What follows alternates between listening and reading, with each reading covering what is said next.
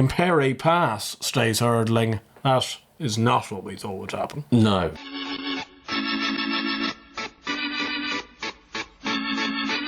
Hello and welcome back to the Let's Talk Racing YouTube channel in association with Racing TV. We hope you have enjoyed this week and we hope you have enjoyed the previous episodes. Thank you ever so much for all the support on those. How you doing, mate?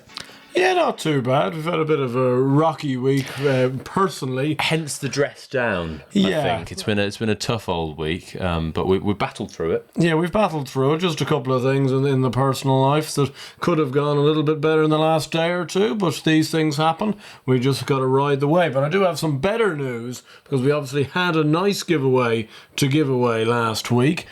Great comments.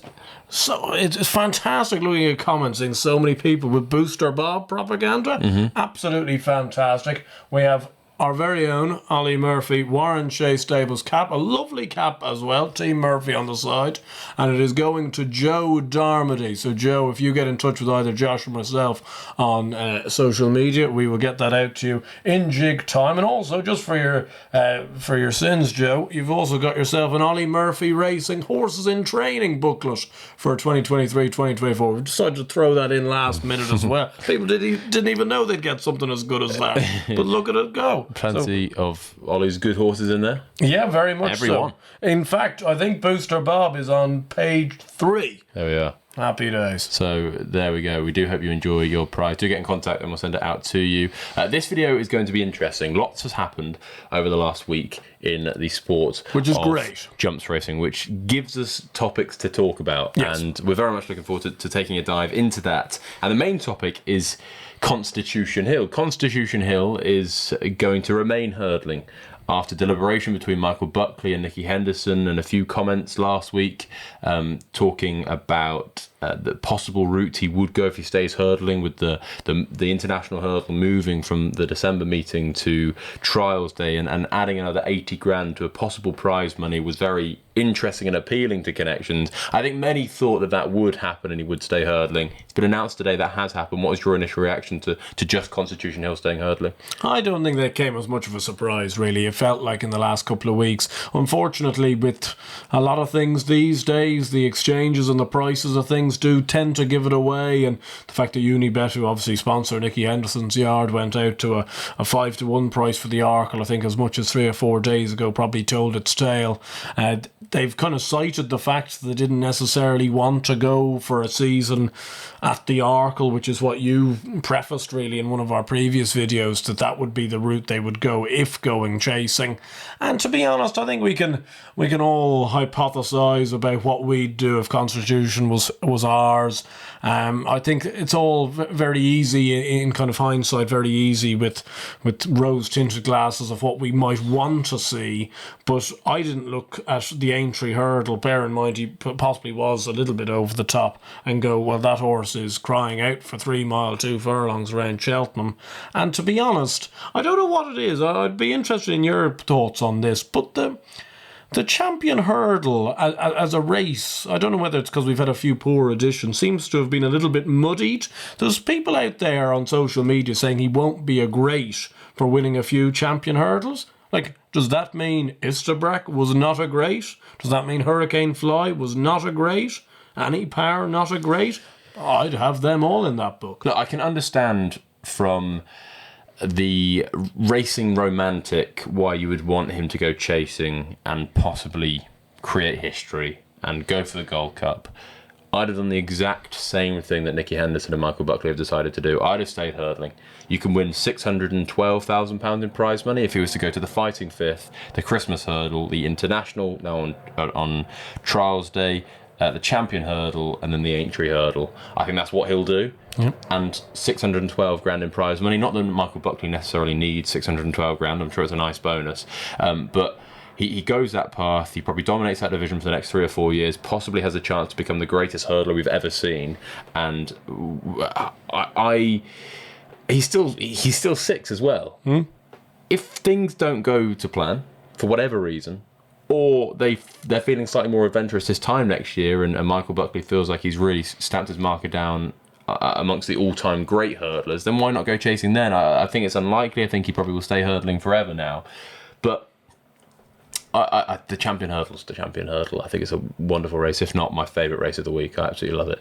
And they weren't sure he was going to stay a Gold Cup trip.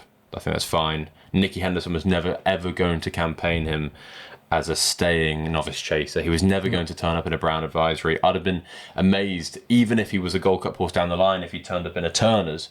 He was always going to run in the Arkle. Nicky Henderson likes to go slowly with his novices. He's very protective. And I think for some people, a couple of years ago, Nicky Henderson protected his horses too much, wrapped them up in cotton wool, and now they're expecting him to run in open races as a novice. They're thinking they're going to run as a Ryanair a novice, or a Gold Cup as a novice, or a King George as a novice. It's ridiculous. Shishkin was going to be his King George horse as well. And he was never going to people were comparing him slightly to Coneygree or Thistlecrack. It was different. They were older horses. Coneygree was a second season novice. These are completely different circumstances. Constitution Hill has won a champion hurdle, one of the most prestigious races to win all year, and he absolutely hacked up, beating a really, really good horse who's rated 170. He's done everything supremely well. He's a different breed. Why would you go to a Gold Cup and run him over a mile and 2 furlongs further than what he's been doing and what he's been excelling in? Especially when last year at Aintree, he stepped up in 4 furlongs and he was impressive. He won the race very easily, but it wasn't as the best Constitution Hill was ever seen. Possibly excuses, long season, whatever. But I just think when you've got a really special 2-miler who can mop up extremely good prize money, win 4 grade 1s every year, do you not just do that? Yeah, I think so. I think you've just got to appreciate a very good horse when you see one. And I don't like. I know it's something that people won't want to hear. It's the racing romantics won't want to hear it. But like, it's not necessarily his fault in any respect. There's 2 or 3 of these races this year are going to be 1 to 5 affairs. Every single time, other than the champion. Yeah, but that's just the way it is. There's nothing they can do about it. Like, it's just the case that he's a freak of nature, and he's running against horses that are probably solid horses, but to be honest, wouldn't even be winning an average champion hurdle this side of the Irish Sea. That being said, the other side of the Irish Sea is all change, because State Man stays hurdling. I think we would have thought that was going to happen. Yep.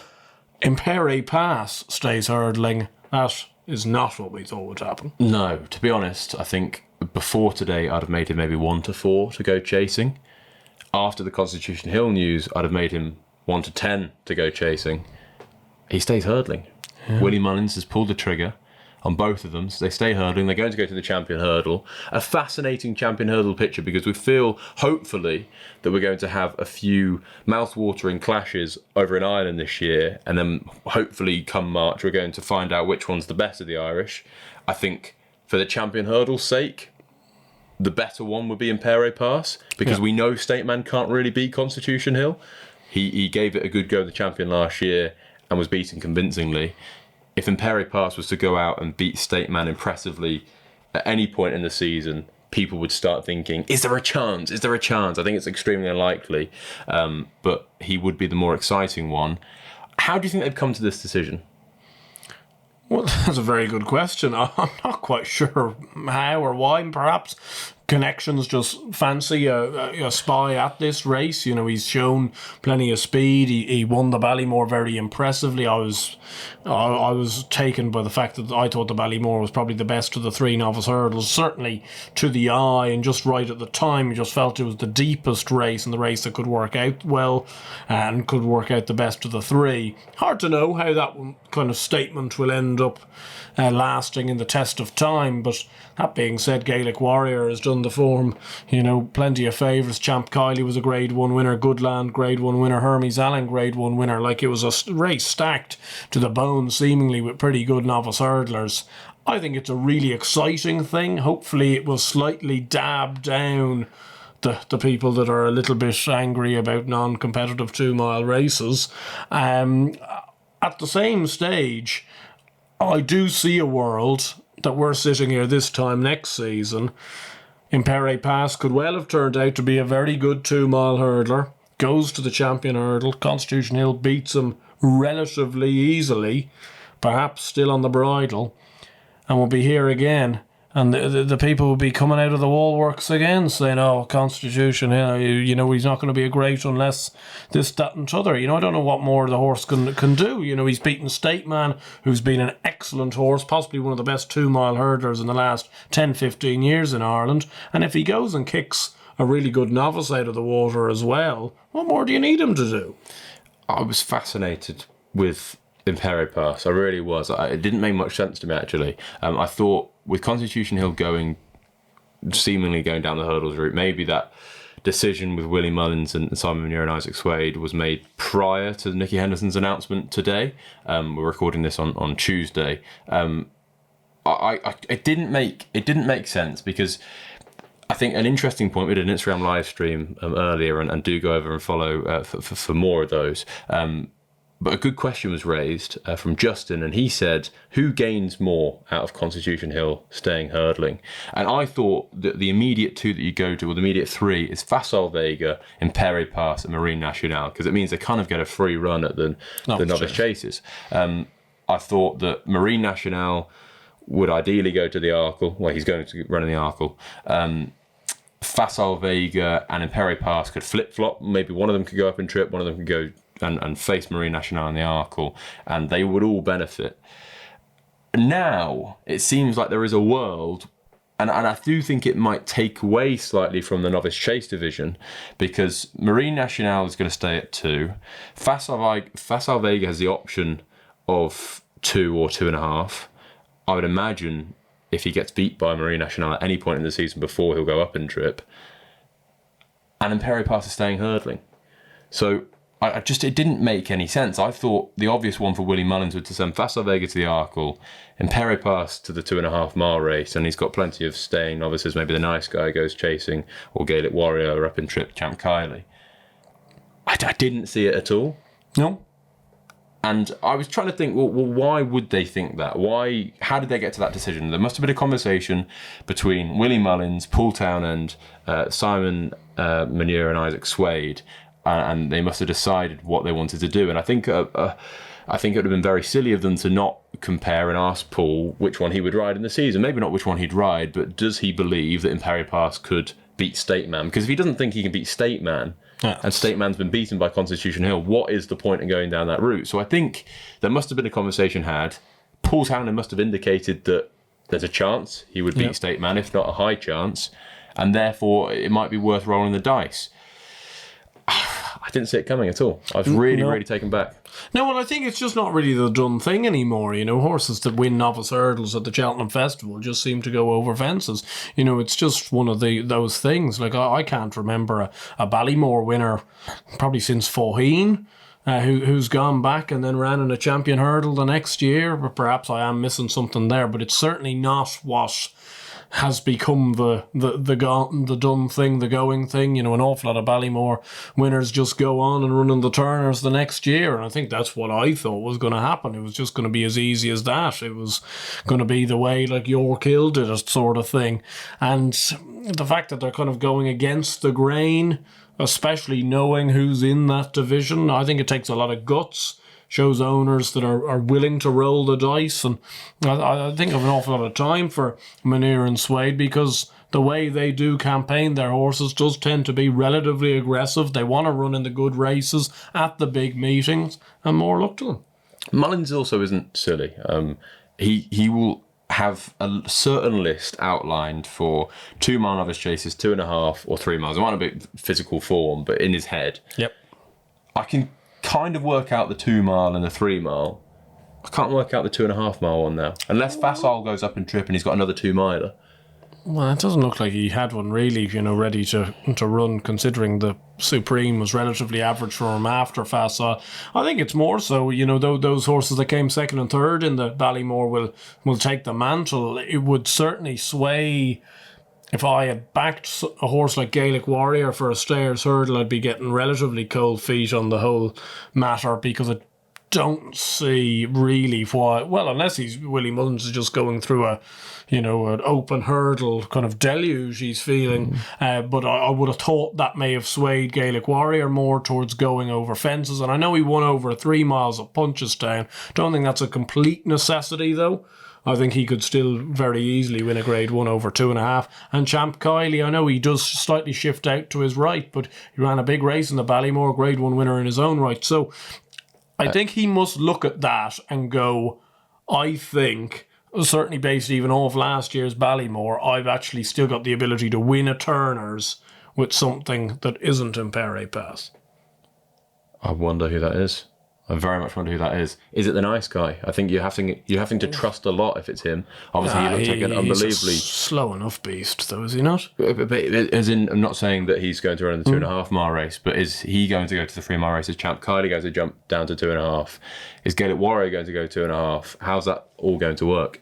If you were to ask me right now, I know a long way out from pontificating about these matters, but it would be Gaelic Warrior for me. He'd be the one that I would say will end up being, of the 2 or 3 horses you've just mentioned there, in more of a staying capacity. I'd say he'd be the best. Very, very interesting, and we do hope you've enjoyed this video. Very quickly before we finish, a couple of updates for you. Salvador Ziggy runs we're either going to put this out on Wednesday, where he'll be running that day, or he'd have run yesterday if we upload this on Thursday. I think there is also a world where he was meant to run yesterday and he could have been a non-runner. Okay, interesting. The plan, I think, was to run at Listowel, go to the Cheltenham October meeting following the Galvin route running in that 3 mile novice chase, and then go straight to the National Hunt Chase. So interesting for Salvador Ziggy National Hunt Chase back, is I think it's just a ground thing with Listowel. I think it's gotten bottomless down there. It's going to be very interesting as well to see how, obviously he was given a similar campaign last year where he qualified for the attempt and then was just put away for the race. I think that might be the same for the National Hunt Chase. Also, another couple of updates. Brighter days ahead. Gordon Elliott, he loves this mare. He really, really loves this mare. I'm going to do an article actually yesterday or today, where it doesn't matter when this. It matters when this video comes out. Talking about her and a few other superstar possible novices. I get the impression from the team there that she is an absolute rocket. She costs an awful lot, 310,000 euros as a 3-year-old store as well. That's a lot of money. That's a lot of money. And she, absolutely working the house down. They absolutely love her. And every now and again, I kind of hint at a young horse at the start of the season that maybe might be worth anti-post interest. I think she is very interesting at 12-1 for the Mares Novice Hurdle. I think when she comes out and wins as impressively as I think they think she will, that she might be a good bit shorter than that, and she might take a good one to beat her this year. So brighter days ahead, very interesting. Yep, that sounds very good. We do hope you've enjoyed this video. If you have, please hit that like button. Subscribe to the channel if you haven't already, and get your thoughts on Constitution Hill, Impaire Passe, and State Man down below. What does this mean for Marie Nationale? What does it mean for Facile Vega? We want to hear your thoughts. Get them down below.